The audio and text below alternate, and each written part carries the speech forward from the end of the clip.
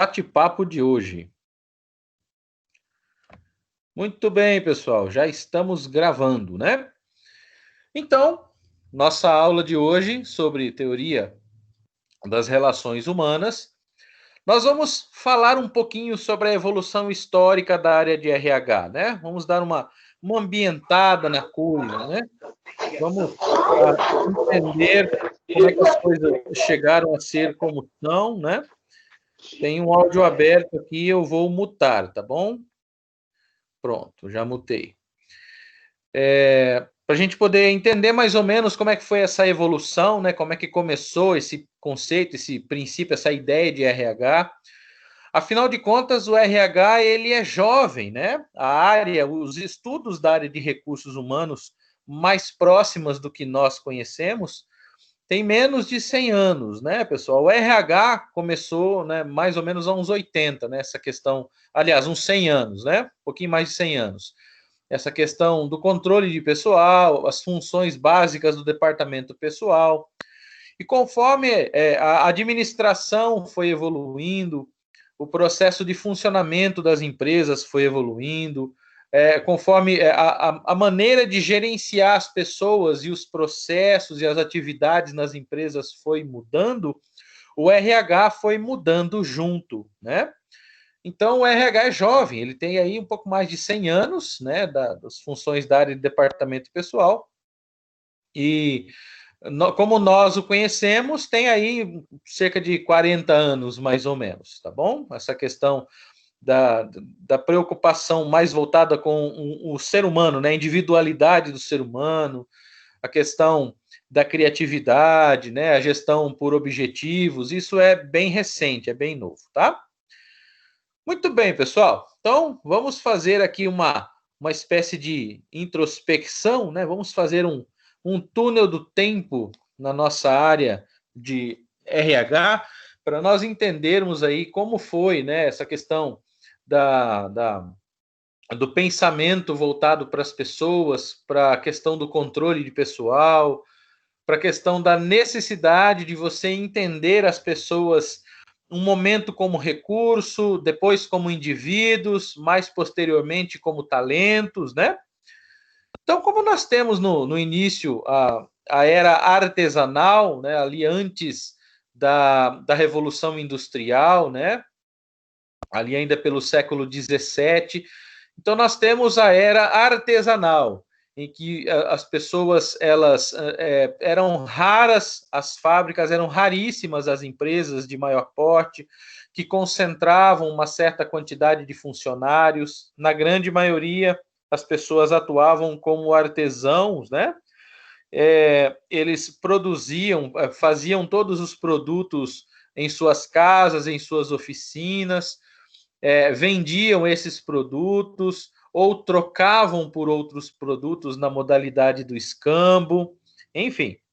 Depois nós temos, na sequência, né, quando vem a Revolução Industrial, ali pelo século XVIII, né, meados ali, finzinho do século XVIII, a partir da década de 70 do século XVIII, nós temos a primeira revolução industrial, né? A questão do ferro, as empresas movidas a carvão, né? Aí nós já temos a força do vapor, né? Então nós temos uma industrialização mais intensa, um surgimento maior de fábricas, principalmente concentrados lá na França, lá na Inglaterra, onde nós temos uma concentração maior de riqueza, a questão da burguesia, né? Eu não vou me ater muito à evolução histórica, pessoal, porque não é esse o nosso objetivo, entender a contextualização da época, tá? É só para a gente poder entender mais ou menos o que estava acontecendo em cada uma das épocas, tá bom? Depois, né, da questão da era industrial, né, nós temos aí um longo período, nós temos aí os anos 1900, os 1800, 1900, e aí quando nós estamos chegando ali mais ou menos, né, em meados dos anos 1900, né, nós temos o surgimento da era da informação. Então começam a surgir os primeiros conceitos de gerenciamento através da informação. Ainda não existia a computação, né? Mas a informação, a importância que a informação tem para o desenvolvimento do conceito da gestão, da estratégia, né? E aí nós temos hoje, nos nossos dias atuais, uma interpretação diferente, né? Hoje nós não vemos mais as pessoas como recurso, nós vemos as pessoas como o seu potencial criativo. Tem um palestrante que eu gosto muito, que ele se chama Valdez Ludwig, que ele fala que hoje, né, as empresas bacanas, elas não contratam mais a pessoa pela sua mão, né? Porque a ideia da mão de obra, né, surgiu na era industrial. As pessoas eram contratadas pela sua mão, né? Pela sua força de trabalho, né? Pela sua capacidade, às vezes, física mesmo. Enquanto que na era do conhecimento, as pessoas elas são contratadas pelo seu sonho. Ele diz isso e é muito interessante, né? A gente para refletir. O que significa isso? O potencial de crescimento do indivíduo, a maneira como ele vê os seus próprios sonhos, a maneira como ele entende que ele pode utilizar a empresa, a organização, como um trampolim para conquistar os seus próprios objetivos, os seus próprios sonhos. E dessa forma ele entende que ele vai contribuir para o negócio onde ele atua, para a empresa onde ele atua, e dessa forma, contribuindo para aquele negócio, para aquela empresa, em contrapartida, ele tem também a contribuição para o seu sonho, para os seus próprios objetivos, para as suas próprias metas, tá? Então, essa é a sequência de evolução. E aí, quando nós temos a questão da era artesanal, é muito interessante, né? Porque na era artesanal, do ponto de vista do conhecimento, o que significa isso? As pessoas, elas eram generalistas, né? Na era artesanal. Então, imagine que você tem alguém que faz, por exemplo, vasos de barro. Só para ficar um exemplo fácil da gente entender aqui. Ele é chamado de oleiro, né? Este profissional que produz olaria, tá? Vasos de barro. Ele era um generalista porque ele buscava matéria-prima, ele trazia essa matéria-prima para o lugar, para a oficina onde ele trabalhava, ele colocava, né, a argila, né? Ele trazia argila, ele colocava um pouco de água para deixar ela no ponto certo para ele trabalhar, ele moldava essa argila, depois ele colocava essa argila no forno para que ela fosse assada. Depois que ela era assada, ele fazia a pintura, fazia a decoração desse material, deste produto. Depois de realizar esse trabalho, né, de decoração, ele comercializava o produto. Então, reparem que essa pessoa ela era responsável por toda, né, a cadeia, né, de suprimento desse produto, desde da obtenção da matéria-prima até a comercialização do produto. Tem alguém com o microfone aberto. Vou mutar aqui. Se vocês puderem manter os microfones mudos, pessoal, enquanto eu estiver falando, não dá delay aqui para nós, tá? Deixa eu voltar aqui novamente. Então, as pessoas elas não eram especialistas, né? Elas eram generalistas, tá? Elas conheciam todo o processo, né? E aí, o que acontece? Vem a era industrial. Na era industrial, as pessoas elas passam a ser vistas como recursos, né? E elas se tornam especialistas. Então, se antes o artesão ele conhecia todo o processo, desde buscar matéria-prima, todas as etapas de produção e a parte comercial, vamos chamar assim, era feita pela mesma pessoa, na era industrial nós temos agora a especialização, nós temos a divisão de tarefas, né? Nós vamos ver isso com mais detalhes depois, tá bom? E a pessoa ela passa a ser vista como um recurso produtivo. Esse artesão, ele migra, né, da casa dele, da oficina dele, ele vem oferecer agora a sua força de trabalho, né, ele vem oferecer a sua mão de obra nas indústrias, nas empresas que o pagam com um salário, né, que oferecem a ele dinheiro em troca da sua capacidade produtiva. Depois, na sequência dessa evolução, né, na era da informação, as pessoas agora elas voltam a ser vistas como pessoas, né?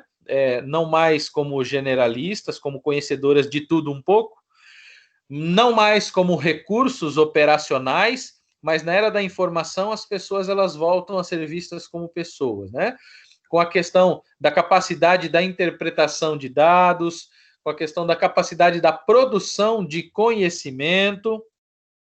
E aí, nós temos no nosso último período, né, nos nossos tempos atuais, nós temos as pessoas agora como talentos, né? Elas são vistas pela sua habilidade criativa, elas são valorizadas pela sua capacidade de oferecer soluções para a empresa, de se engajar, de alcançar objetivos individuais, de trabalhar em grupo. Então, nós temos uma mudança nesse paradigma, tá? Então, hoje, né, as pessoas elas são valorizadas e são avaliadas pelo chá. Já falamos do chá na nossa primeira aula, na nossa aula introdutória. Quem gostaria de se arriscar dizendo novamente para nós aí o que é o chá?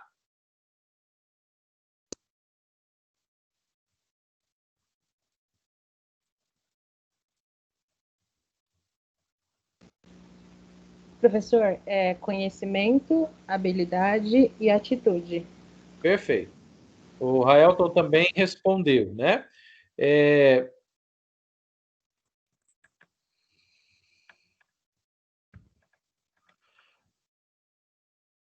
Tem alguém mexendo na minha apresentação aqui, pessoal. Quem será? Bom, recapitulando, tá? Eu queria apenas que vocês reforçassem para mim a ideia de o que é cada um deles, né? Se vocês puderem dizer para mim o que significa cada um deles, né? O que é cada um deles, o que é o conhecimento, o que é a habilidade e o que são as atitudes, apenas para nós relembrarmos, né? Para eu saber o quanto vocês conseguiram absorver daquela primeira aula.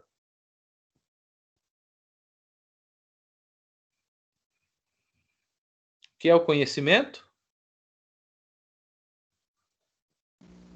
Peraí, professor, que eu vou pegar aqui. Calma aí, rapidinho. Deus abençoe a anotação. Qual foi a última aula que você deu pra gente? Foi gerenciamento de rotinas, né? Isso. Foi a aula introdutória que nós batemos aquele papo, né? Posso falar? Pode falar, Mari, para não atrasar o professor. O conhecimento, para mim, que eu absorvi daquela aula, que é o saber. É o que as pessoas aprendem, né, nas escolas, nas universidades, nos livros. A habilidade é o que, de fato, é aprendido, utilizado no decorrer da vida. Isso, habilidade é a experiência, né? O desenvolvimento do conhecimento, é a prática do conhecimento. E a atitude é o que leva as pessoas a decidirem se irão ou não exercer as habilidades que a gente aprende. Isso, é o comportamento, né? Muito bem. São as atitudes. Obrigado, Mabile. Vamos lá, então, gente. Vamos dar sequência aqui. Apenas para que a gente possa, né, ter aí a ideia dessa evolução, como eu falei para vocês, eu fiz uma linha do tempo mais do ponto de vista prático, né, da compreensão da atuação do indivíduo em cada um dos momentos da história. Só para que a gente possa esmiuçar isso, né, aprofundar um pouco mais essa ideia, nós temos no início, lá em 1890, né, mais ou menos por aí, um pouquinho antes, um pouquinho depois. Sim, Kailane, a aula vai ficar gravada, tá? Ela está sendo gravada neste exato momento, tá bom?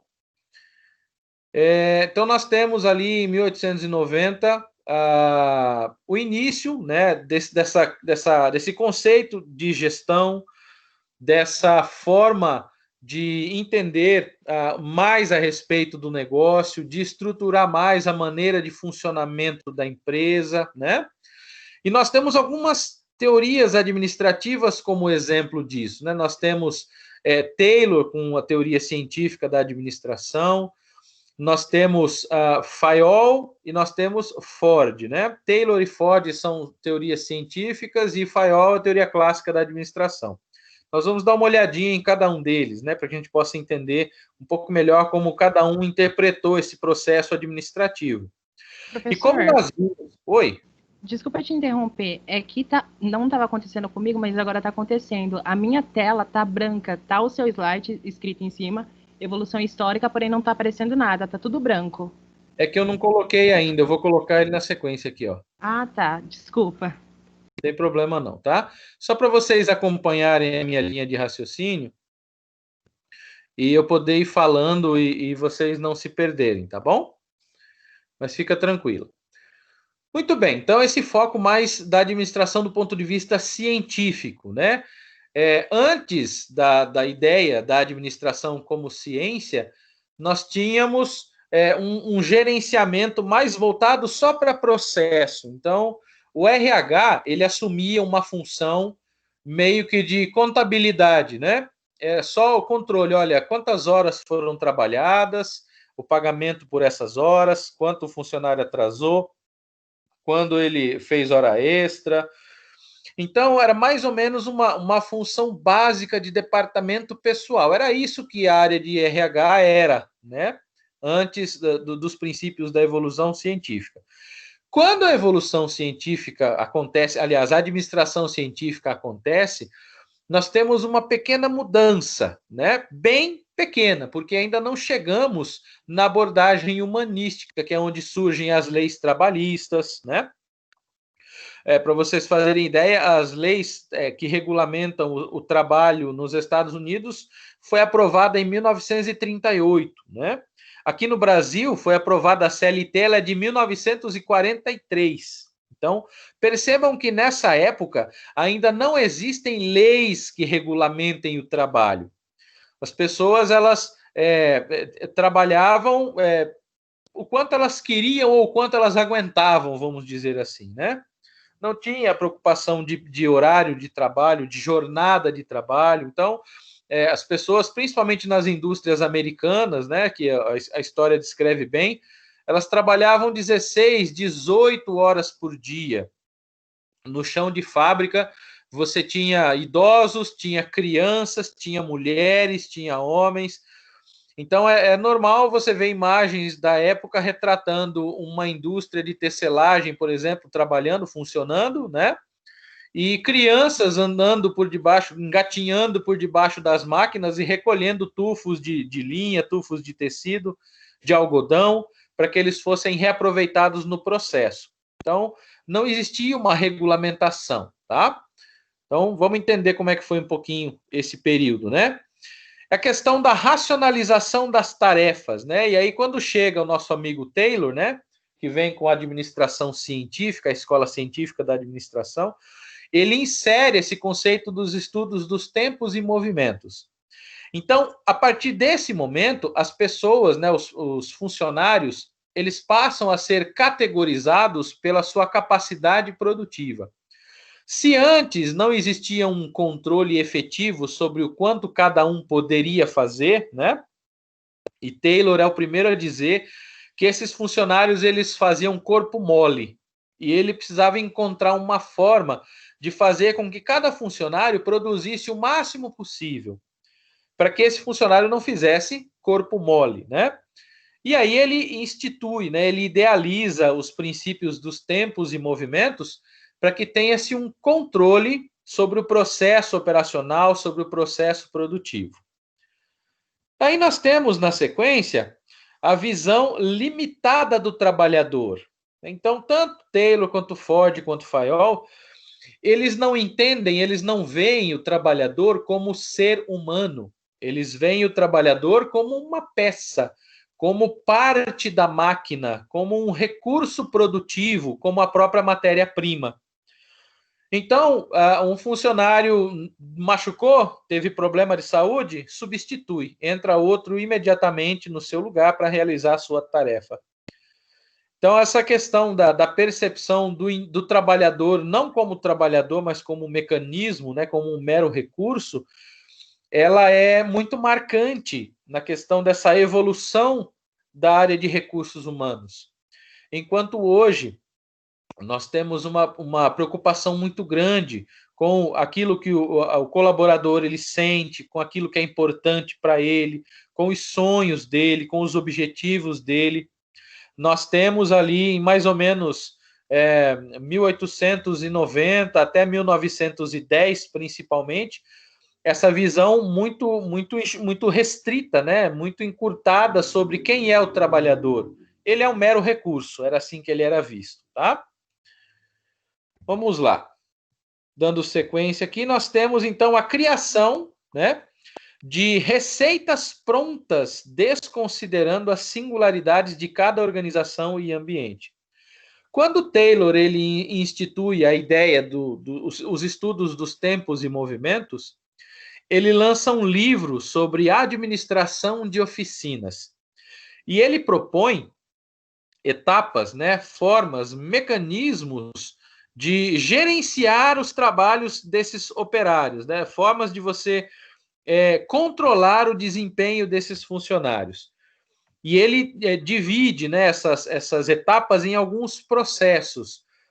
O processo de observação dos funcionários trabalhando, o processo de definição da escolha dos mais talentosos, dos melhores para algumas tarefas. E aí você vai instituindo, vai estruturando uma maneira sistemática da pessoa trabalhar, né? Com métodos, com processos. Começa assim, depois faz assim, depois faz assim. Os processos tinham que ser seguidos de forma religiosa pelos funcionários, tá? Mas a gente já vai ver alguns exemplos práticos disso, tá bom? Estou começando agora a abordagem humanística. Está aparecendo para vocês aí, pessoal, a parte do Elton Maio? Não. Tá. Eu vou ter que mudar aqui a maneira como eu estou compartilhando a tela com vocês. Para mim está aparecendo. Eu vou ter que compartilhar a minha área de trabalho, porque não está... Ele deu uma travada aqui na tela. Deixa eu só abrir aqui rapidamente, pessoal, a minha apresentação, para eu poder projetar para vocês. Espera aí. Isso aqui.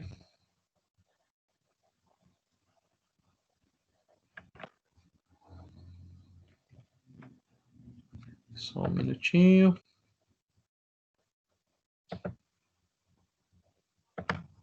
Estou compartilhando agora a minha área de trabalho aqui.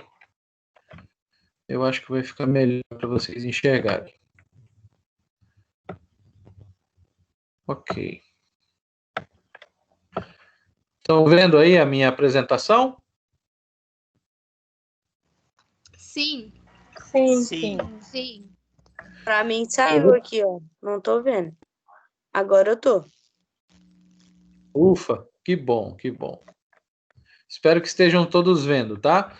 Eu vou exibir essa apresentação assim, pessoal. Eu não vou rodar ela no modo de apresentação de slides, porque assim eu consigo enxergar ao mesmo tempo que vocês estão escrevendo aqui no chat, tá? No chat, para eu poder responder à medida que vocês escrevem. E se eu fizer a projeção de slides, ele ocupa a tela toda, tá? Então eu vou manter assim mesmo. Ele perde os efeitos, mas tudo bem, a gente consegue acompanhar.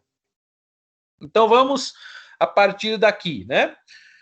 A partir ali de 1920 até mais ou menos o fim da década de 60, nós temos uma mudança nessa forma de pensar, nessa forma de interpretar o funcionário, né? O colaborador da empresa. Nesse período, tem o surgimento de uma teoria administrativa chamada teoria das relações humanas, que ela foi idealizada por esse Elton Mayo, né? O Elton Mayo, ele era sociólogo, tá? E ele desenvolveu um estudo chamado Método da Sociologia Industrial. E ele passa a estudar o comportamento das pessoas dentro das organizações, dentro das empresas. A questão das interações em nível social dentro da organização e isso desperta nele, né, essa percepção da importância que o aspecto social tem dentro da organização. Tanto que hoje, né, nós valorizamos, nós incentivamos demais, né, o máximo possível, que as pessoas trabalhem em equipes. O que significa isso? Isso vai fazer com que esse aspecto social ele seja desenvolvido. As pessoas elas vão complementar umas às outras, né? Do ponto de vista profissional e do ponto de vista social também. Então, ele conclui tudo isso baseado em uma experiência que ele realiza numa empresa, né, da Western Electric Company, que ficava situada num bairro chamado de Hawthorne. E ele passa a chamar de experiência de Hawthorne, é assim que ela é conhecida, né? E uma coisa muito interessante, né, que é observada nessa experiência que foi dividida em 5 etapas, né?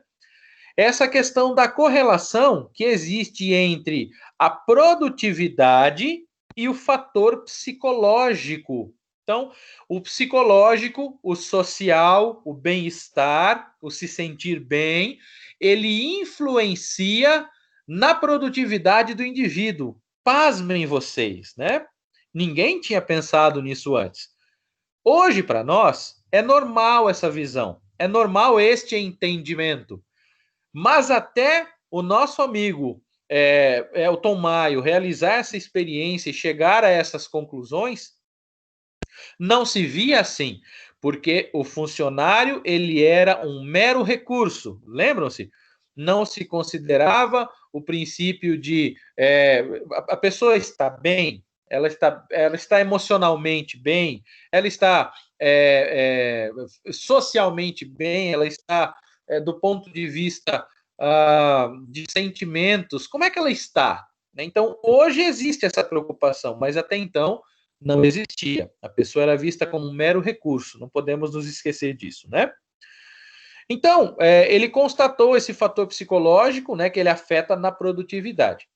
Além disso, né, foi percebido, foi identificado nessa experiência de Hawthorne, que esse entrosamento entre os funcionários, né, e condições de trabalho que permitam uma participação maior dos indivíduos nas atividades, mostrando o seu ponto de vista, mostrando a maneira como eles enxergam o trabalho, a maneira como eles gostam de fazer o trabalho, e não só seguir regras. Lembra que eu disse para vocês que as regras, né, a maneira de trabalhar proposta tinha que ser seguida religiosamente. Já, né, através da teoria das relações humanas, se identifica que as pessoas elas gostam de ter liberdade para escolher como trabalhar. Daí vem a ideia de que você deve cobrar no resultado e não na forma de trabalhar. Então, aí você passa a entender, né? Os estudiosos passam a entender que é possível e é recomendável você cobrar o funcionário nos seus resultados e não na forma como ele trabalha, porque trabalhando ali ao seu modo, ele encontra da melhor forma o seu meio de trabalhar, a posição que lhe agrada mais, a maneira de se movimentar, a sequência de movimentos que mais lhe agrada. É claro que nesse tempo, né, nessa época, ainda não existia os princípios de ergonomia que nós temos hoje, né? Essa preocupação grande com a ergonomia. Nessa época não existia. Então, é claro que as pessoas foi permitido que elas trabalhassem como preferiam. Então, independente da posição do corpo, independente da altura dos braços em relação à plataforma em que está operando o equipamento, não existia esse tipo de preocupação, tá? Isso é relativamente novo, tá bom? Então, essa questão da liberdade, né, ela permitia que as pessoas elas produzissem mais. Depois a gente tem outros estudiosos, né, que nós não vamos nos aprofundar, mas é importante entender os conceitos, as ideias que eles propuseram, né? Por exemplo, o Likert, ele cunhou a expressão, né, vestir a camisa da empresa, né? Então, o que significa isso? Significa permitir que as pessoas, a equipe, o time operacional participe das decisões administrativas. É comprovado, pessoal, que quando você chega para um funcionário, né? E agora eu já estou começando a falar com futuros gestores de RH, tá? Então eu vou falar com vocês com essa linguagem, com essa terminologia, como se eu estivesse falando com os gestores, tá bom? É comprovado, pessoal, que quando você simplesmente atribui uma instrução para um funcionário, você fala, olha, vá lá e faça isso. Ele até vai e faz, mas não existe nele uma reação de motivação. Ele é um mero reprodutor da tarefa que lhe foi solicitada. Porém, quando você chama esse mesmo colaborador e fala para ele, olha, nós precisamos atingir tal objetivo, nós precisamos fazer tal tarefa, como você sugere que a gente faça? Ah, eu acho que a gente deve fazer assim, assim, assim, porque talvez seja melhor do que assim, assim, assim. Legal. E se eu disser para você que eu estou pensando em deixar você responsável por essa tarefa, você acha que dá conta? Claro que eu dou, pode deixar comigo. A partir desse momento, ele se sente parte do processo. Ele toma aquela responsabilidade para si. E ele se motiva pela certeza de que agora ele é parte de alguma coisa. Ele não é um mero reprodutor de tarefas. Percebem a importância disso? Tranquilo? Então, vestir a camisa da empresa, né? Permitir que as pessoas façam parte do processo. Alguma pergunta?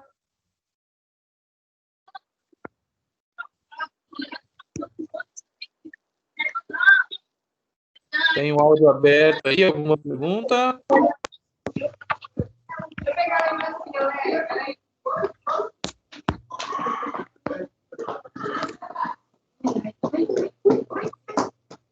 Pessoal?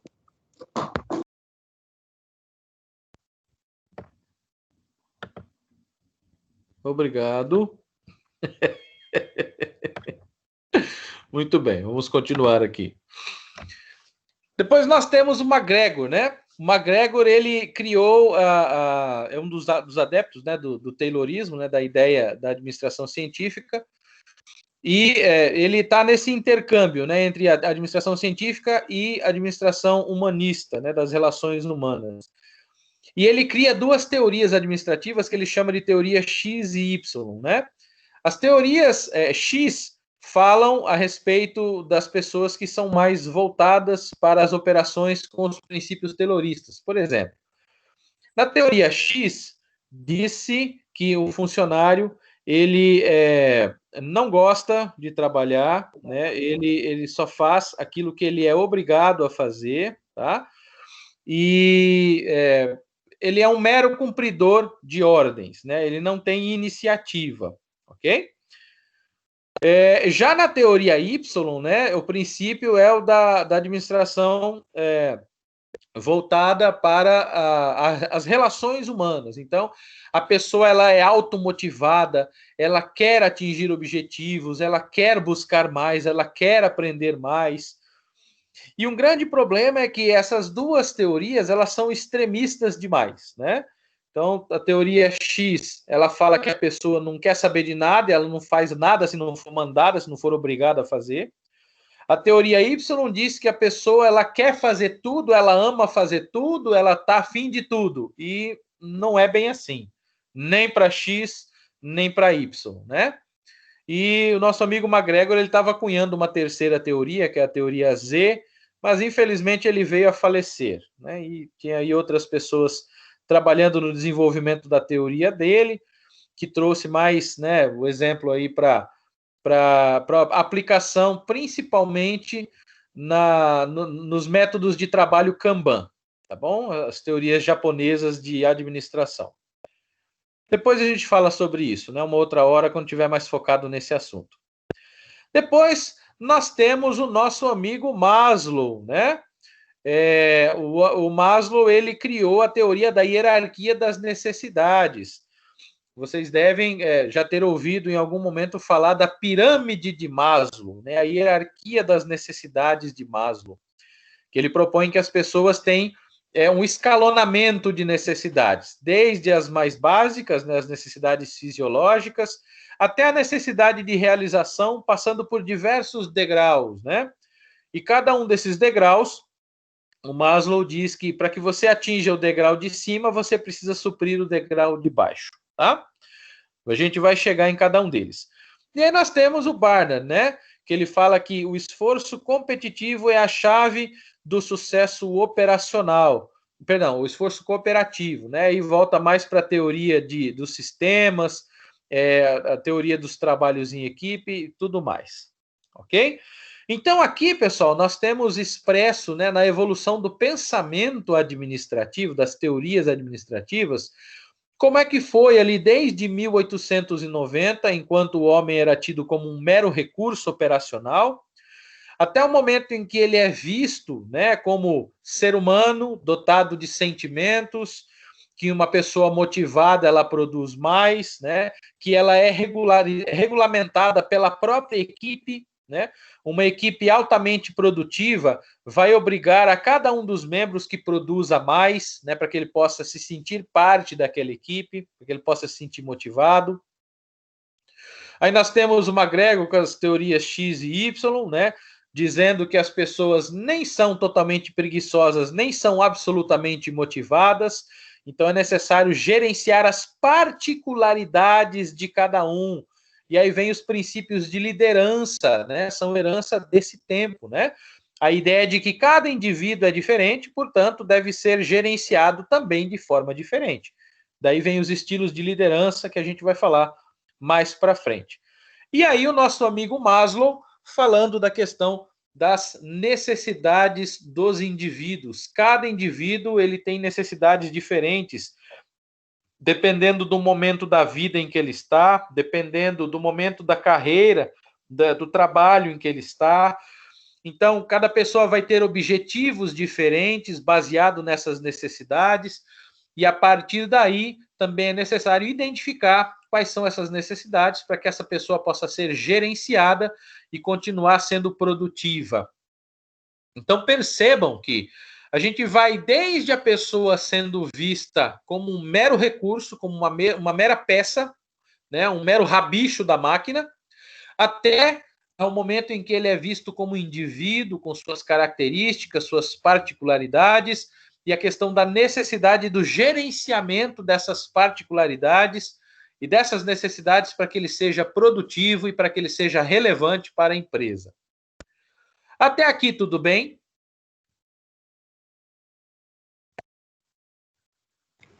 Sim. Tá claro, pessoal? Tudo que eu falei até aqui, estão entendendo? Tudo certo. Oi, perdão? Tudo certo? Foi isso? Isso. Perfeito. Muito bem, queridos. Então, dando sequência aqui, né?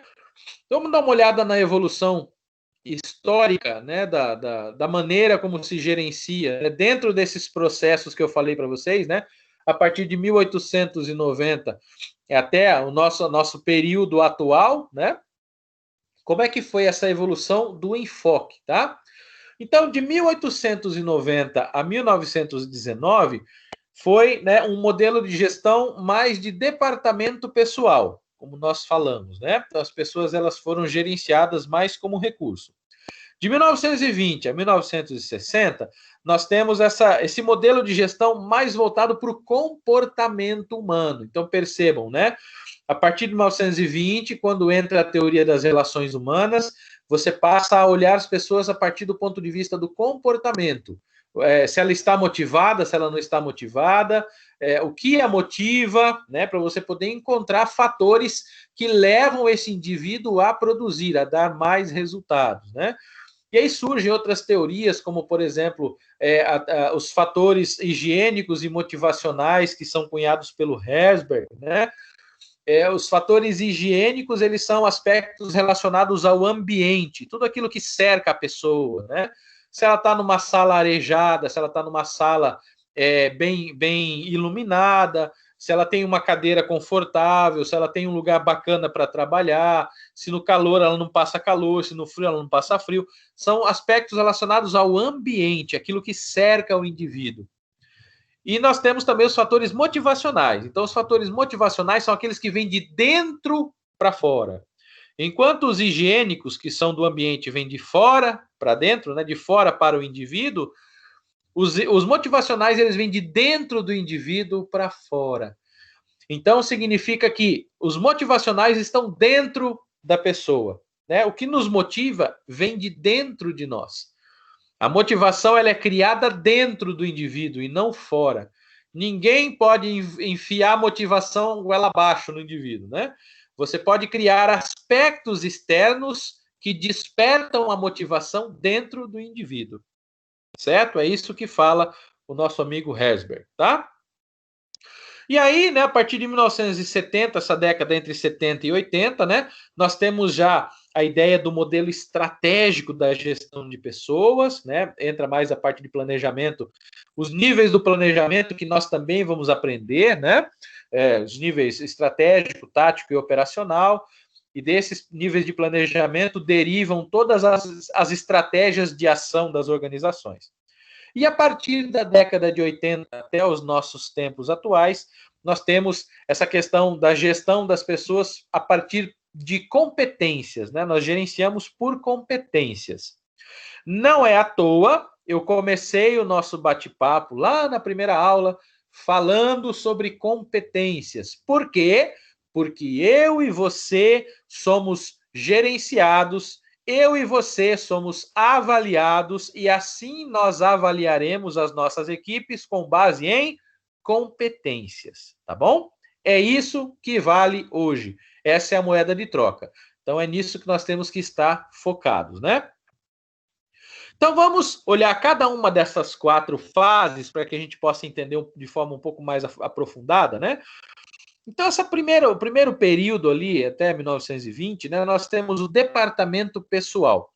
Então, como eu falei para vocês, essa preocupação é com o gerenciamento dos custos e da produtividade dos funcionários. Como eles eram vistos como recurso, né, como mecanismo, como equipamento, vamos dizer assim, como se fosse um robozinho, né?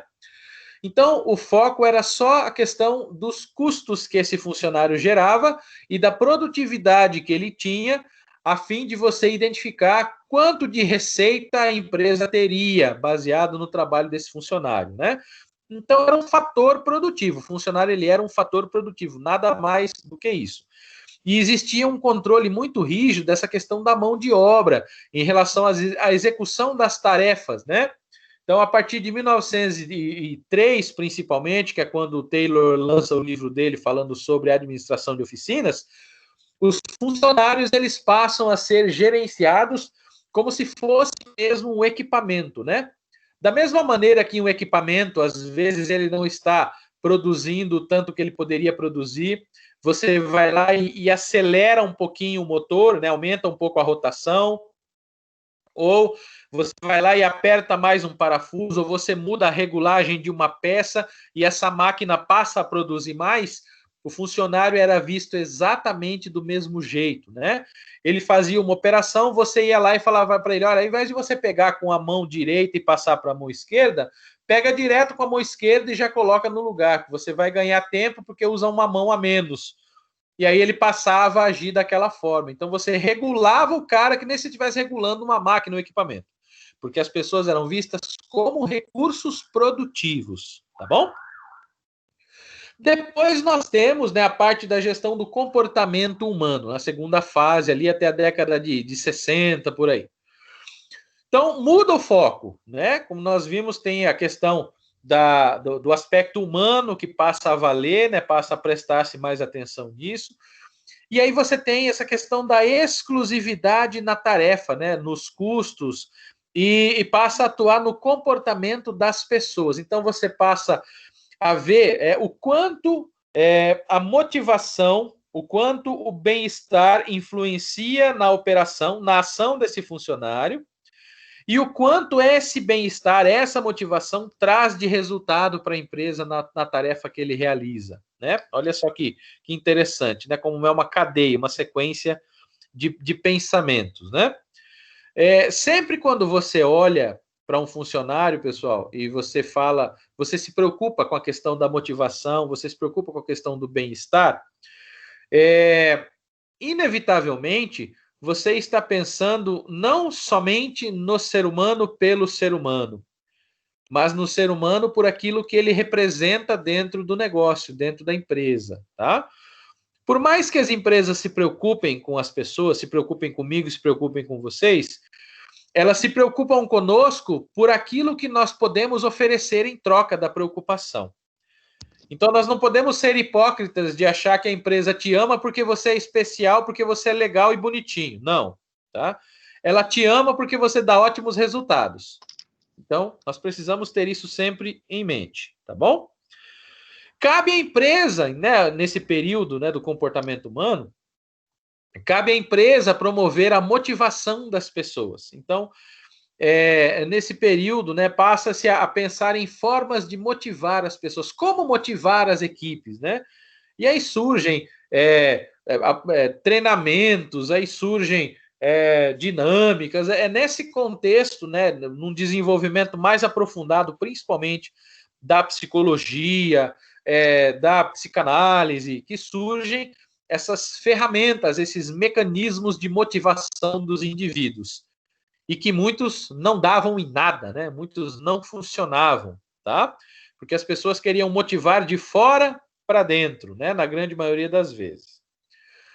Então, as pessoas, cabe motivar as pessoas e as pessoas manter-se permanentemente envolvidas com os projetos da organização num contrato de submissão a longo prazo.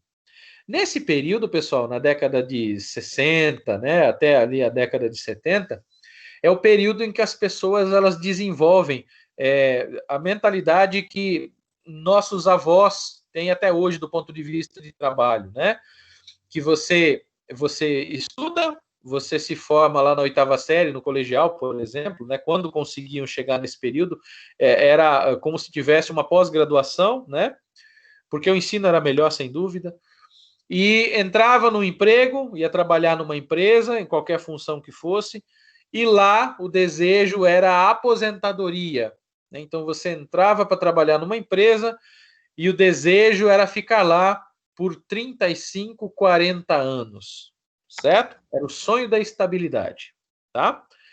Então percebam, né? Essa questão da gestão do comportamento humano. As empresas, elas buscavam oferecer uma infraestrutura melhor que atraísse as pessoas, pensavam no que diz respeito à motivação, mas não se tinha a ideia do que é motivação verdadeiramente, né? Os conceitos de motivação desenvolvidos pela psicologia são relativamente recentes. Então, na década de 60 e 70 ali, não tinha-se a ideia amadurecida ainda de como efetivamente motivar uma pessoa. E o pessoal ficava tentando de tudo, né, para motivar os indivíduos. Aí no quarto período, né, entre a década de 60 e 70, nós temos a gestão estratégica de pessoas. Olha que nome bonito, né? Gestão estratégica de pessoas. O que significa isso na prática, né? A gestão estratégica de pessoas significa você identificar qual era o objetivo da empresa, qual era o objetivo do negócio, ou etapas para alcançar esse objetivo, e dividir esse objetivo, a responsabilidade por atingir esse objetivo, entre as áreas da empresa e entre os funcionários, em forma de metas, né? Então, metas de produção, metas de vendas, metas de economia, metas de redução de custo, metas, tá? E a serança nós temos ainda em algumas empresas hoje, né? Empresas que vivem à base de metas. Os funcionários, eles sabem que eles têm que bater uma meta, mas eles não sabem por que eles têm que bater aquela meta, né? Então, isso ainda acontece em muitos negócios, em muitas empresas, tá? Então, essa gestão de RH, né, ela foi buscar aí um melhor encaixe, né, entre as políticas da empresa e esses fatores ambientais, em proporcionar aí os recursos necessários, né, o ambiente necessário para que a empresa alcançasse os seus objetivos, tá? Temos um microfone aberto aqui. A Rafaela quer fazer alguma pergunta, Rafaela? Não, desculpa. Tranquilo. Às vezes vocês se distraem e acabam habilitando o microfone É só para ter certeza se vocês querem perguntar alguma coisa ou não, tá? Então, esse cruzamento, né, entre as políticas da empresa, entre aquilo que a empresa queria alcançar e os recursos, né, o ambiente, o treinamento que eu tinha que oferecer para a pessoa para que ela pudesse alcançar, ajudar a empresa a alcançar aquele objetivo. Porém, de uma forma ainda mais mecânica, né? Não existia a questão da dinâmica e tudo mais em termos de comportamento e de interação humana. E aí, a questão da motivação do funcionário, ela só é importante se for condizente com as estratégias da empresa. Então, percebam, né? Qual é a motivação do indivíduo? É daí que vem aquela ideia, né? De que a pessoa, ela quer uma coisa e a empresa quer outra, né? A pessoa, se ela puder, ela quer ganhar sem trabalhar, e a empresa, se puder, ela quer receber os resultados sem ter que pagar, né? Esse é o objetivo de ambas. Porém, né, isso não é possível. Então, para o funcionário, o trabalho passa a ser um mal necessário, e para a empresa, a folha de pagamento passa a ser um mal necessário. Por isso que essa ideia, esse princípio de motivação nessa época, é uma coisa muito, muito cruada, sabe? Muito travada, né? Não existia a ideia do que é motivação praticamente, né? Como nós temos hoje. E a ideia, a visão de motivar era falar, vai lá, trabalha, faz, produz, acontece, né? Nós temos ainda muitas empresas, né, principalmente com um formato mais patriarcal, que tem essa característica, né? A motivação é o quê? A porrada, né? Ainda dentro das teorias administrativas, tem uma teoria motivacional de época, né, chamada de teoria do Kita. O que significa Kita? Né? Traduzindo, é o kick in the ass, né? O chute no traseiro, né? Já viram aquela frase, né? Até um chute no traseiro te coloca para frente? Então, é mais ou menos por aí, né? Como é que você motiva as pessoas? Dando um chute no traseiro delas. Significa o quê? Você faz a pessoa se movimentar. Quando você dá um chute em alguém, ela se movimenta, ela vai e faz, ela realiza, mas ela não se motiva. Essa é a diferença, né? Quando você chega e dá uma chamada em alguém, dá um tranco em alguém e fala, meu, vai lá e faz. A pessoa vai e faz. Mas ela não faz motivada, ela faz simplesmente porque ela foi chutada, tá? Então, a ideia, né? O princípio do Kita, né? O kick in the ass. E chegamos, né? Chegamos aqui ao nosso tempo atual, da década de 80 para frente até os nossos dias atuais. Nós temos aí a gestão por competências, né? Que entra o chá, que nós já falamos, inclusive relembramos hoje, né? Então, você passa a ter esse vínculo mais estreito entre o desempenho humano e os resultados do negócio da empresa. Então, você começa a entender que é possível trabalhar o funcionário, trabalhar o colaborador, para que ele entenda que quando ele compreende que tanto os objetivos dele quanto os objetivos da empresa podem ser casados, né? Ou seja, ele quer crescer na vida, ele quer alcançar um sonho, ele quer realizar, quer crescer, ter uma carreira, ele quer.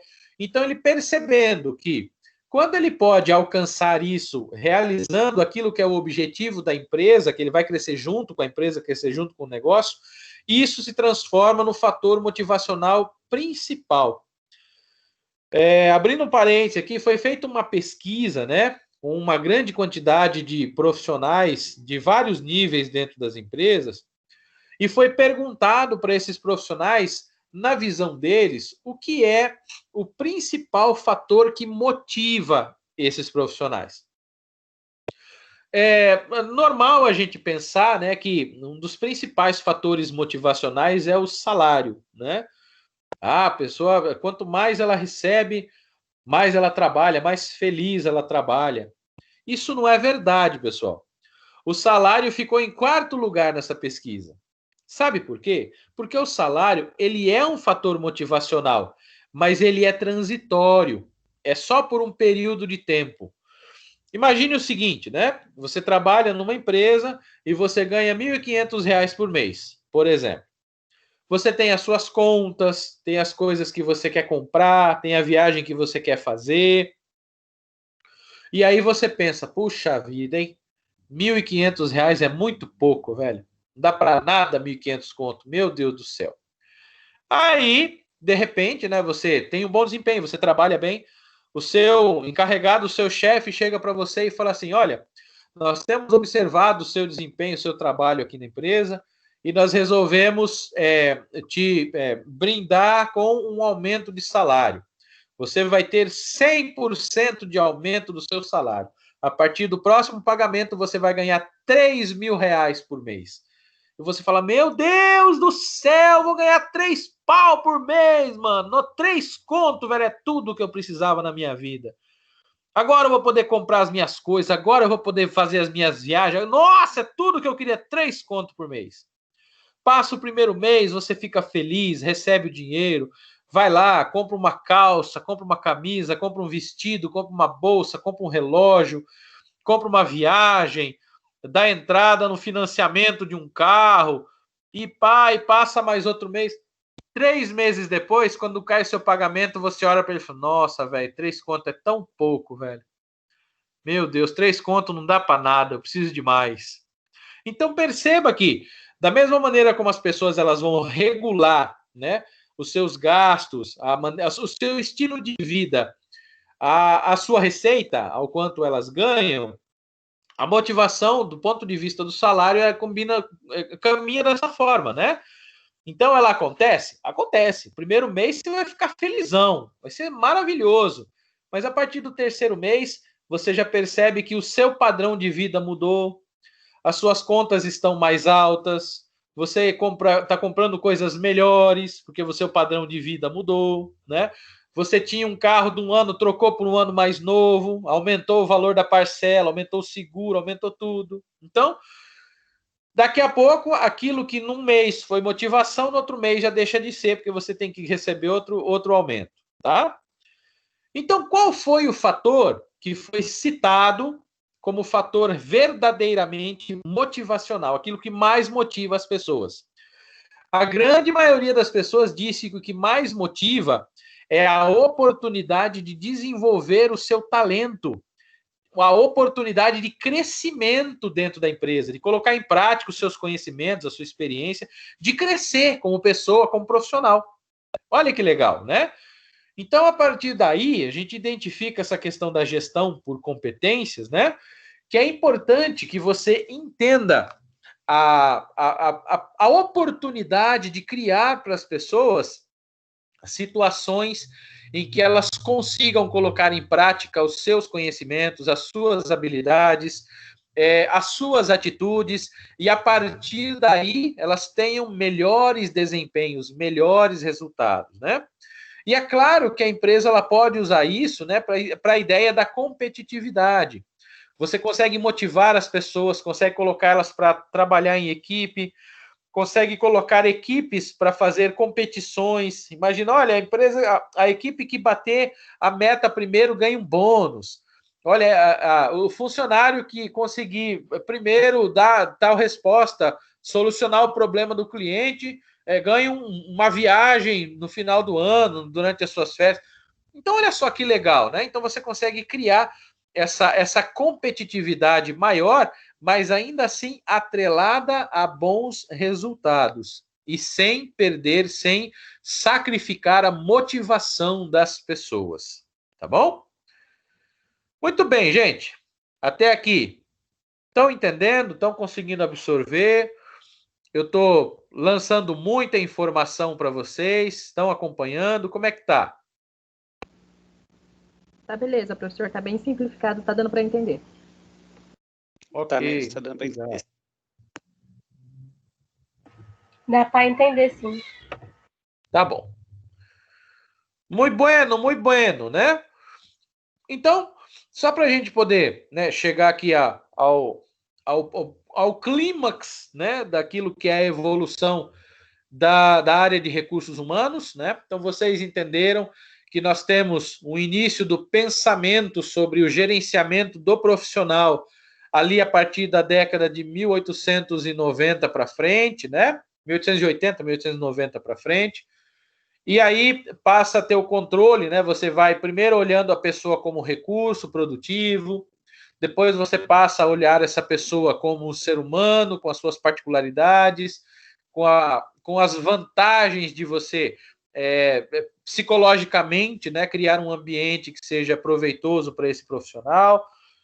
Depois a gente vem para a era da estratégia, né, a questão de você entender a política da empresa e você transformar essa política em ações.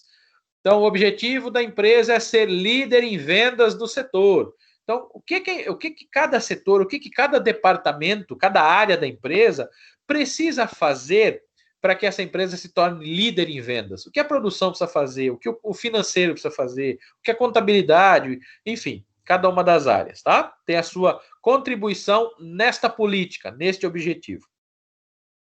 E aí a gente chega, né, na nossa era da competência, na era da gestão por objetivos, por talentos, e nesse período, né, o profissional da área de recursos humanos, ele assume um papel mais amplo, porque ao mesmo tempo em que a área de recursos humanos ela é focada no indivíduo, né, em entender esse indivíduo, em compreender quais são as particularidades, qual é a natureza dele, em entender o que o motiva, o que faz com que ele se sinta bem, e proporcionar este ambiente dentro da organização para que você possa principalmente atrair e reter talentos. A área de recursos humanos, ela ainda continua responsável por atividades burocráticas, por atividades operacionais. Então, o profissional da área de recursos humanos, ao mesmo tempo que ele está olhando para o lado humano do indivíduo, ele também tem que estar olhando para a área operacional, para o controle de resultados, para o quanto esse indivíduo produz, para os resultados que ele traz para a empresa. Então, é tanto o humano quanto o operacional, né? E aí, a gente tem isso com, basicamente, essa questão da gestão de pessoas. Então, a nossa era, né, a era que nós vivemos é a era da gestão de pessoas, certo? A gestão por competências. Mas é a gestão de pessoas baseada em competências, né? Nós temos aí um dos grandes gurus da administração, que é o Chiavenato, né, o Hidalberto Chiavenato, que ele diz o seguinte, né? O que é gestão de pessoas? Gestão de pessoas, segundo o Chiavenato, é o conjunto de políticas e práticas necessárias para conduzir os aspectos da posição gerencial relacionadas com as pessoas, incluindo recrutamento, seleção, treinamento, recompensas e avaliação de desempenho. Então, o profissional da área de recursos humanos, ele atua em todas essas frentes, tanto nos aspectos da posição gerencial relacionada com pessoas, como nós falamos da individualidade, das características desse indivíduo, dessa pessoa, mas também com a parte de recrutamento, seleção, treinamento, recompensas, avaliação de desempenho, tá? Então, todas essas atividades vocês vão aprender ao longo do curso. Não só do ponto de vista psicológico e motivacional para entender o ser humano, mas também as operações de RH. Recrutamento, seleção, treinamento, recompensas e avaliação de desempenho. A avaliação de desempenho é muito importante, tá? Vocês vão aprender, principalmente no terceiro módulo, que é quando vocês têm contato, né, com gestão estratégica de resultados. Tá bom? A gente trabalha com indicadores, cálculos de indicadores, criação de indicadores de desempenho, para que você possa ter um controle sobre o resultado daquilo que o funcionário traz. Não basta simplesmente ele ter um belo sorriso, não basta simplesmente ele ter brilho no olhar. Ele precisa trazer bons resultados, tá? Então, não podemos perder isso de vista. Tá bom, queridos? Então, existe essa interdependência, né? E essa interdependência entre as pessoas e a organização é o que traz, né, essa possibilidade de você oferecer recompensas mútuas entre o colaborador e a empresa. A empresa tem aquilo que o colaborador quer e o colaborador tem aquilo que a empresa quer. Então, essa relação de troca, ela não precisa ser só comercial. Ela pode ser emocional, ela pode ser motivacional. É esse o objetivo, tá? É que essa dependência mútua, ela gere benefícios recíprocos para ambos, que ambos saiam felizes, saiam satisfeitos deste relacionamento. E, para fechar o nosso conceito aqui, né, desses processos de gestão de pessoas, só para que a gente entenda aqui, né, nós temos, né, 5 processos básicos que são voltados para as atividades de gestão de pessoas, tá? Quais são esses processos, né? Eu vou começar aqui primeiro pelo vermelhinho de cima, não tem uma sequência lógica, tá bom? Vou começar por ele, porque ele está na parte de cima, e eu gosto de começar de cima, tá? Então, primeiro, né, o quadradinho vermelhinho, o retângulo vermelhinho, ele é o processo de provisão. O que é essa provisão, né? Você precisa prover para a empresa os recursos que ela necessita, os talentos que ela necessita. Então, apesar de hoje eu não contratar mais um funcionário pela sua mão, né? Eu contrato um funcionário pela sua competência, mas eu preciso ter traçado e com clareza, olha, qual é a competência que eu estou buscando, ou quais competências eu estou buscando. Quais são as competências exigidas para a função que essa pessoa vai executar. Então, quando você traça o perfil, né, e você faz ali, ó, os 2 pontinhos que estão em cima do quadradinho vermelhinho ali, ó, estão escritos, ó, planejamento, né, aqui, ó, planejamento de gestão de pessoas e o processo de recrutamento e seleção. Então, são as atividades que vão prover para a empresa os recursos que ela precisa. Primeiro eu vou planejar os recursos necessários e depois eu vou atrás desses recursos, né?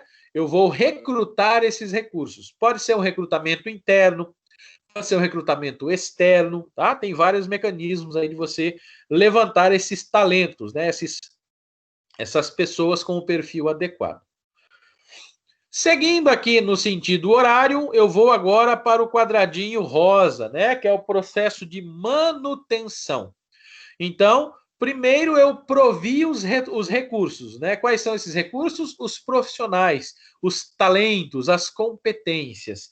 Depois que esses talentos estão dentro da empresa, eu preciso mantê-los dentro da empresa, né? Eu cacei o talento, trouxe ele para dentro da empresa. Agora eu preciso manter esse cara aqui dentro. Como que eu faço isso? Tem algumas atividades, alguns processos da área de gestão de pessoas. Por exemplo, administração salarial, estou aqui agora, nesse quadradinho. Administração salarial, os planos de benefícios, né, os benefícios sociais, os fatores de higiene e segurança no trabalho. Você vai proporcionar um ambiente adequado, agradável do ponto de vista operacional para que essa pessoa trabalhe. Qualidade de vida, né? Preocupação com o bem-estar do indivíduo, oferecer para ele condições para que ele desenvolva uma qualidade de vida bacana dentro do ambiente de trabalho, tá? Aí entra também a questão de clima e tudo mais, né?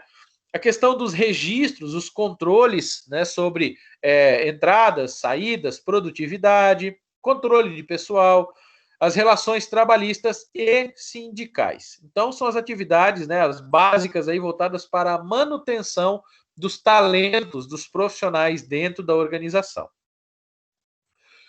Vamos para o próximo, agora é o verdinho, né? Aqui embaixo é o processo de monitoração, né? Você vai monitorar o desempenho desse indivíduo, os resultados que ele está trazendo. Então, eu fui lá, encontrei a pessoa certa, trouxe essa pessoa certa, desenvolver políticas para manter ele interessado no trabalho, ele feliz dentro do trabalho.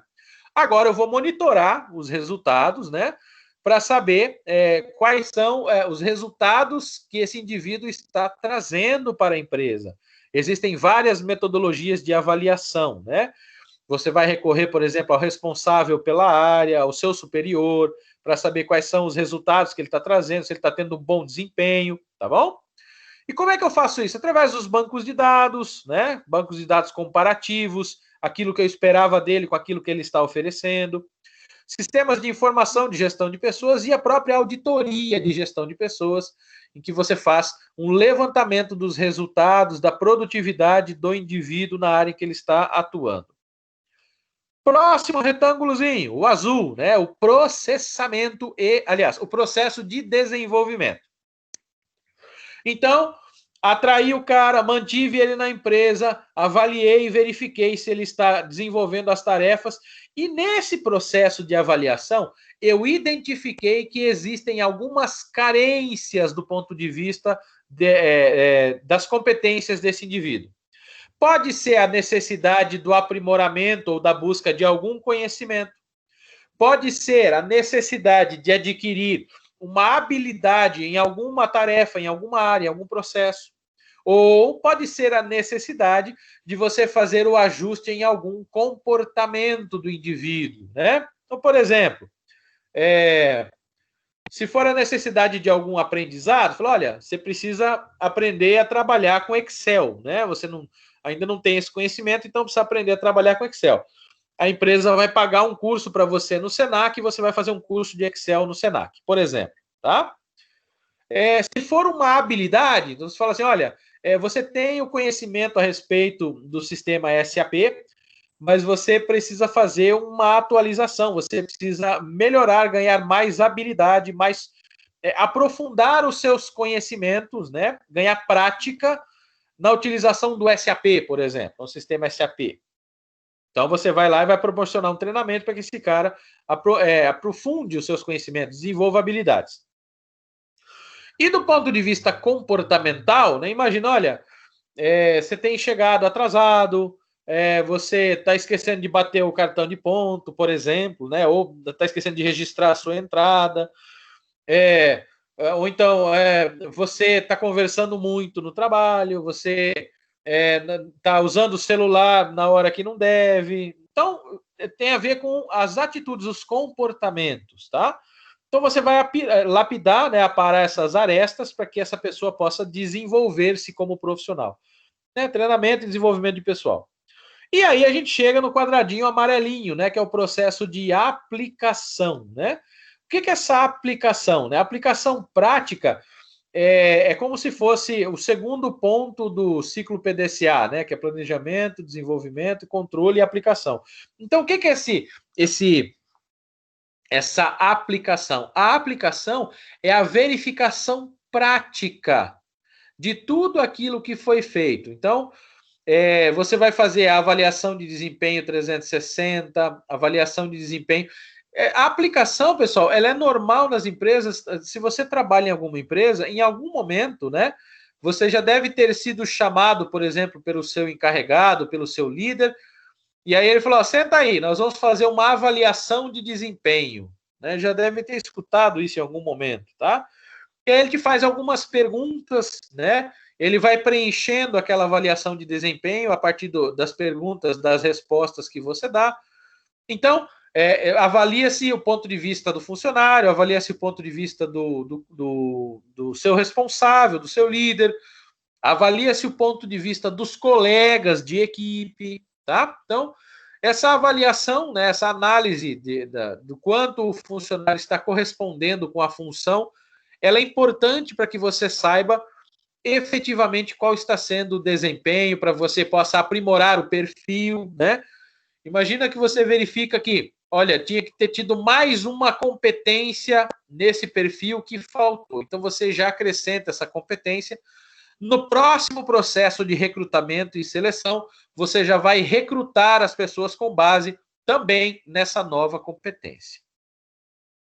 Então, essas são as atividades básicas do processo de gestão de pessoas, né? Esse ciclo. Todas elas interligadas, todas elas interdependentes, tá? Até aqui, pessoal. Como é que tá aí o nosso processo de aula? Estão acompanhando?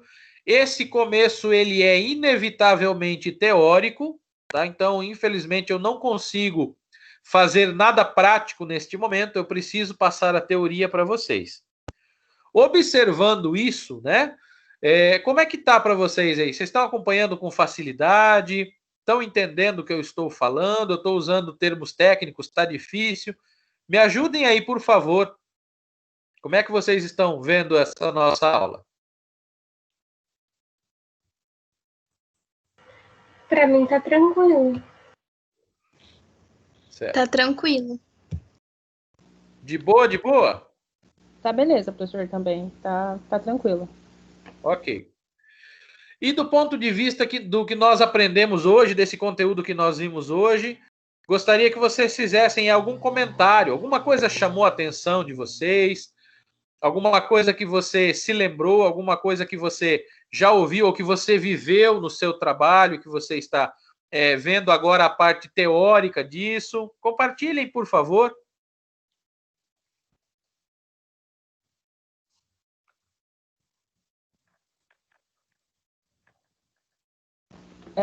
Eu vou pegar aqui o que eu anotei. Eu acho que a parte mais interessante para mim foi quando você comentou lá em meados de entre 1990 e 1919, como é que o funcionário funcionava como robô, né? Tipo, sem legislação trabalhista, tipo, não tinha muitos recursos para o funcionário e tal. Então, tipo, trabalhava muito, não tinha recurso nenhum e, tipo, era muito difícil, uma situação muito difícil. Então, tipo, eu fico imaginando, sabe? Graças a Deus a gente evoluiu, veio aí as evoluções e mudou tudo isso. Porque imagina se a gente vivesse isso até hoje, seria, tipo, muito louco. Sim, muito pesado, né? Na verdade, muito difícil. Muito obrigado. Quem mais, gente?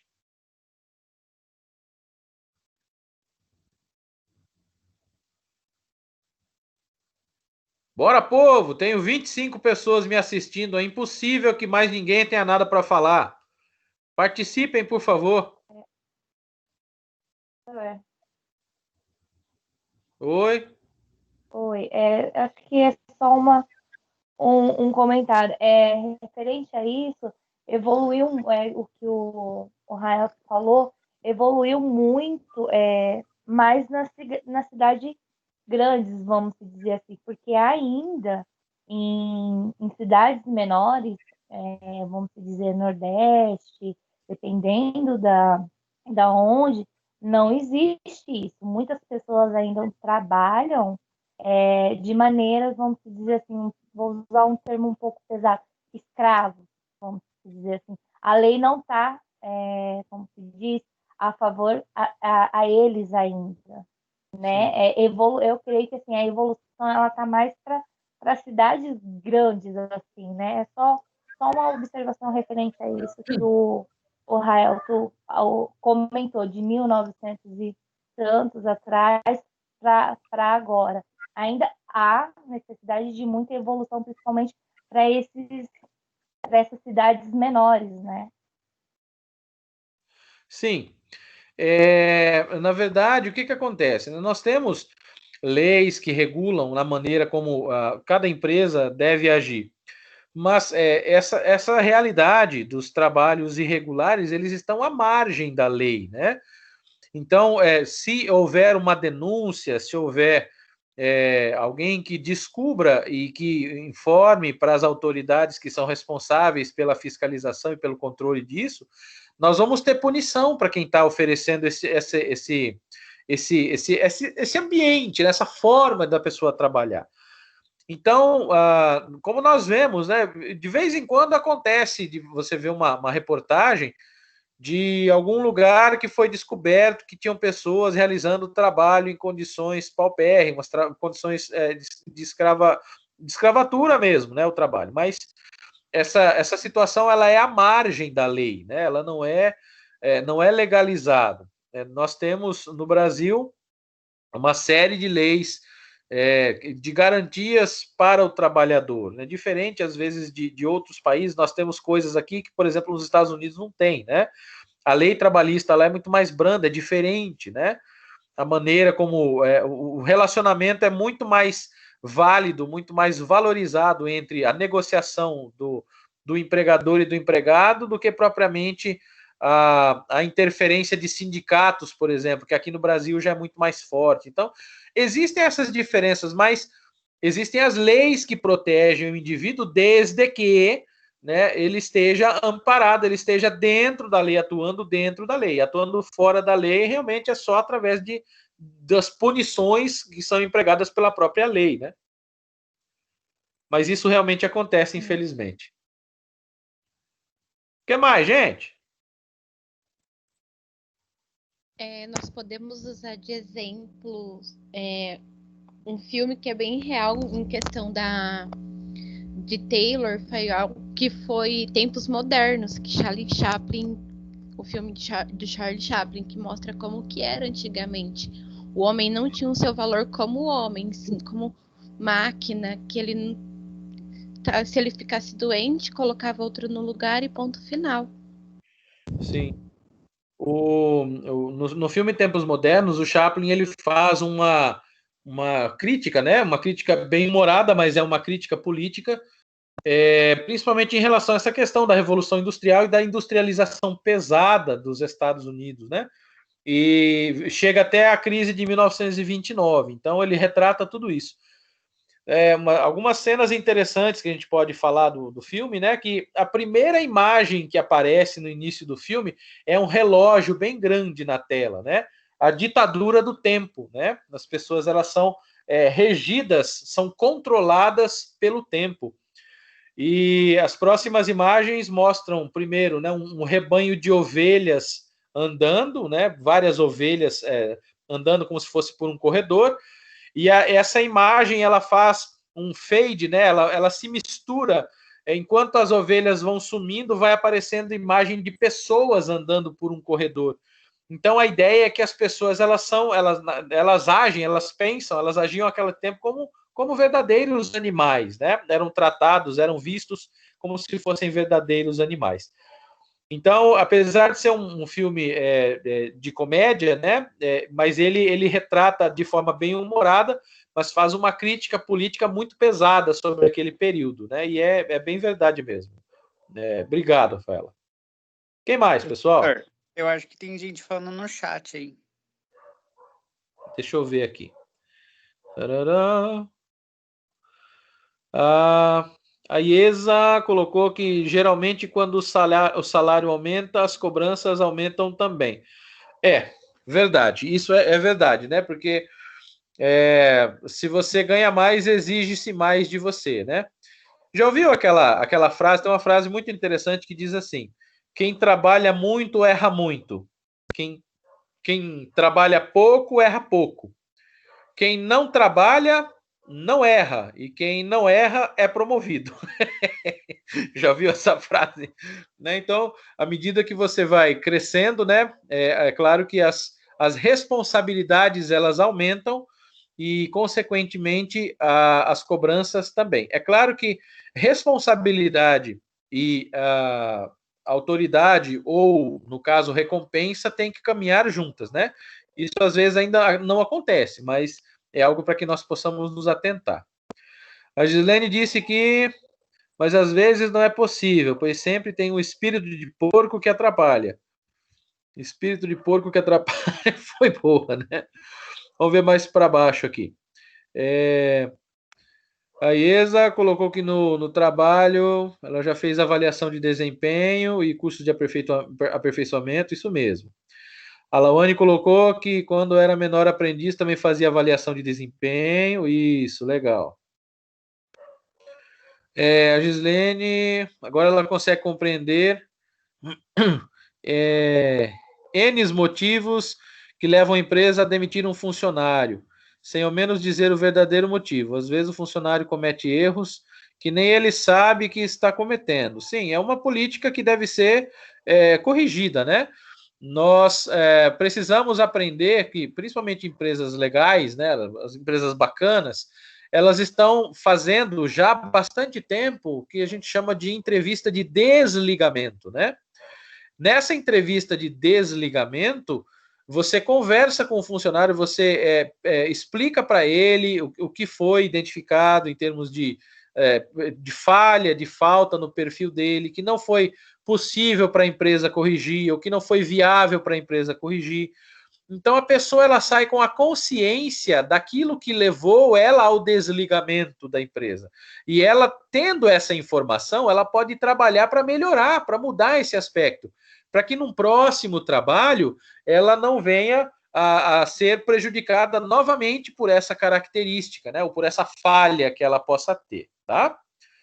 E tem um último aqui. A Thalita escreveu no filme Sufragista, fala também um pouco sobre o abuso no trabalho, principalmente do lado feminino e infantil. Esse filme me disseram que é muito bom, eu não assisti ainda. Acho que é As Sufragistas, né? O nome correto do filme. Mas dizem que é um filme muito bom. Assim que eu conseguir, eu vou assisti-lo. Quem mais? O William, que chamou a atenção para o chat aqui, quer falar alguma coisa, meu querido?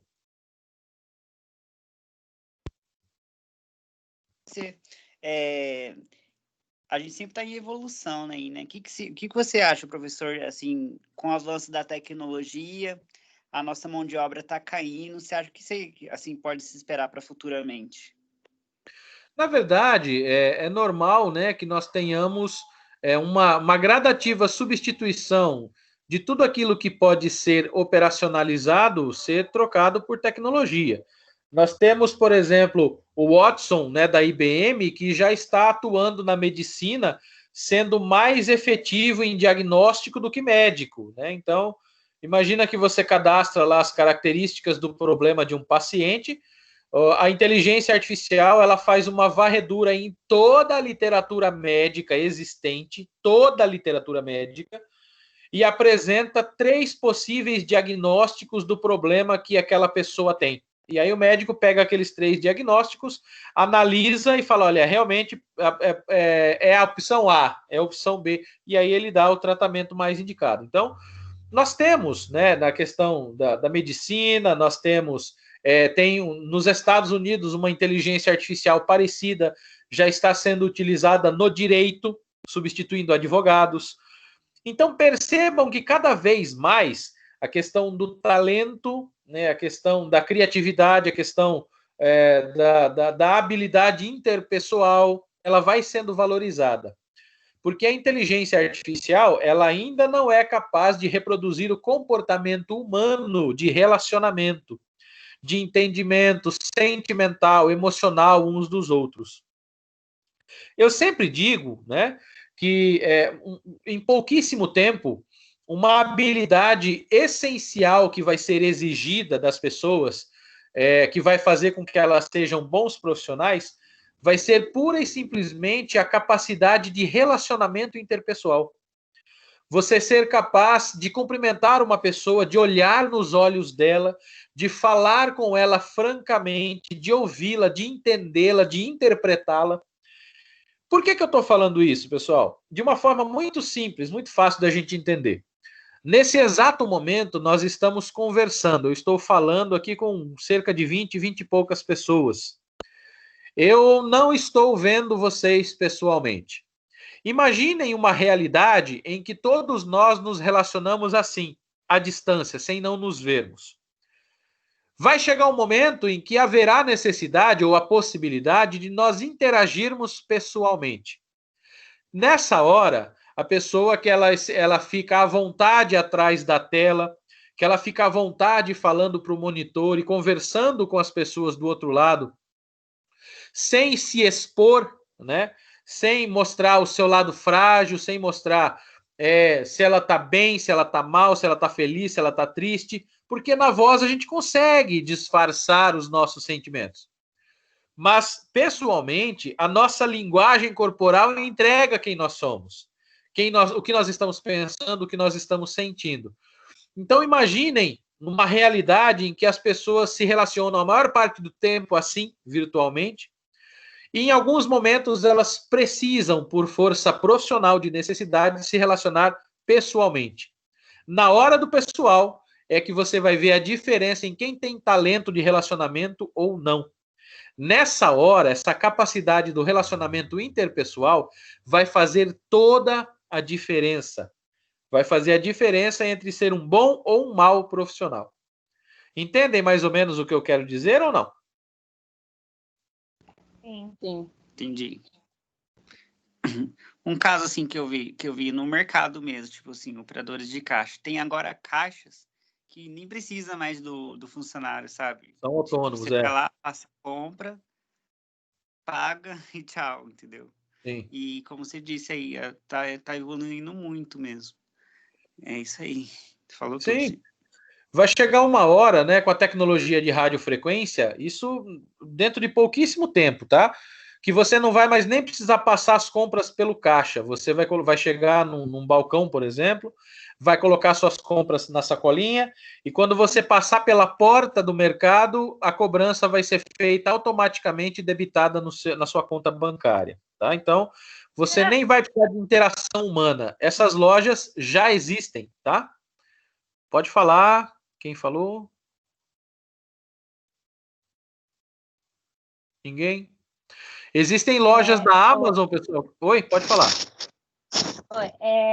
Só complementando, tem uma fábrica, bom, não sei se as informações são verdadeiras, mas tem uma fábrica aqui em Montemor, ela chama Friedberg.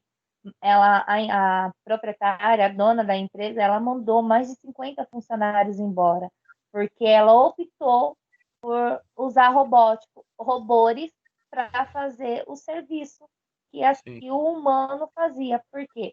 Para não ter despesa. Ela optou porque, igual ela deu uma entrevista, que eles não ficam doentes, eles não faltam, eles só precisam de uma pessoa especializada naquela área para manter o funcionamento somente. Então, ou seja, muita gente ficou desempregado por essa alta tecnologia.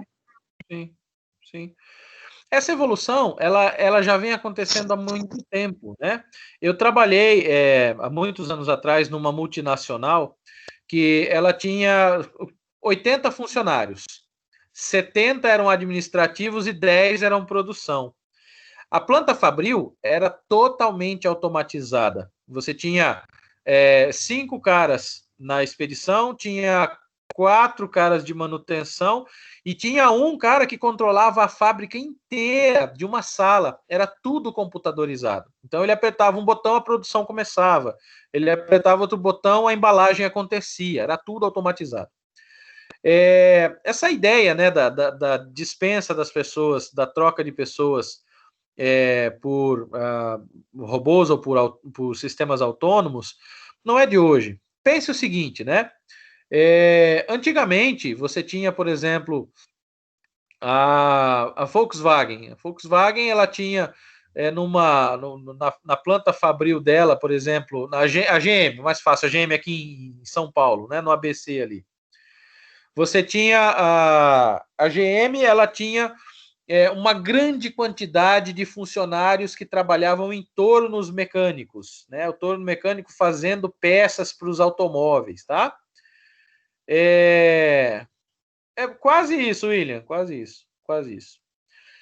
E aí, o que acontece? De repente, né, quando você tem a evolução da tecnologia da computação, você tem o surgimento de tornos CNC.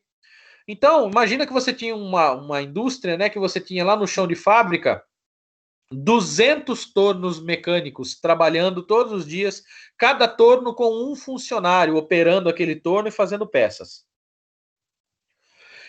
Nesse caso, né, o torneiro mecânico, ele aprendia o ofício na família, o pai ensinava, ou ele fazia um curso no Senai e aprendia a operar um torno mecânico e já entrava trabalhando na indústria, né, trabalhando na indústria. Aí surge o CNC, o torno CNC. Nesse momento em que surge o torno CNC, os tornos eles passam a ser controlados não mais manualmente, mas via software. Então você precisava de uma pessoa que programasse, que fizesse o programa para que esse software rodasse a máquina, né, o CNC, o torno, e esse torno fizesse a produção da peça. Então agora o cara que opera o torno CNC, ele não roda mais manivela, ele não mede mais com paquímetro, não. Ele simplesmente cria um programa e ele lança as medidas nesse programa e o software opera a máquina. Você trocou rapidamente 200 tornos mecânicos por apenas 10 tornos CNC. E um torno CNC pode ser operado por uma pessoa só, pode programar vários tornos CNC. Porque você não precisa ficar olhando ele trabalhar. Você programa ele, vai trabalhar, vai atrás de outra coisa. Ele trabalha sozinho, ele é autônomo. Então, percebam que se eu sou um operador de torno e eu percebo que a tecnologia está chegando, o que eu tenho que fazer? Eu preciso ir atrás de aprender essa tecnologia. Eu preciso ir atrás de... Olha, só que para você fazer uma programação em torno CNC, você tem que entender de álgebra, né?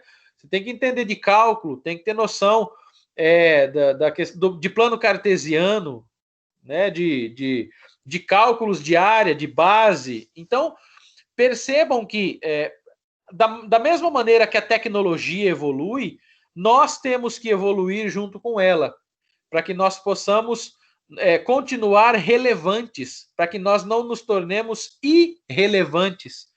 E para sermos relevantes, nós temos que estar em constante aprendizado. O aprendizado contínuo é uma realidade para mim e para vocês.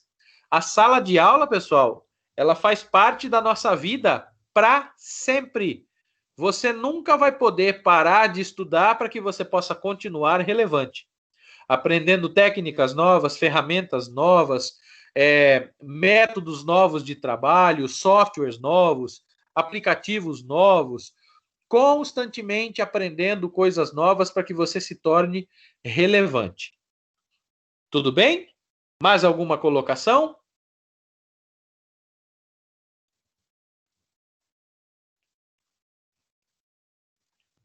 Eu queria falar uma coisa, pessoal. Claro.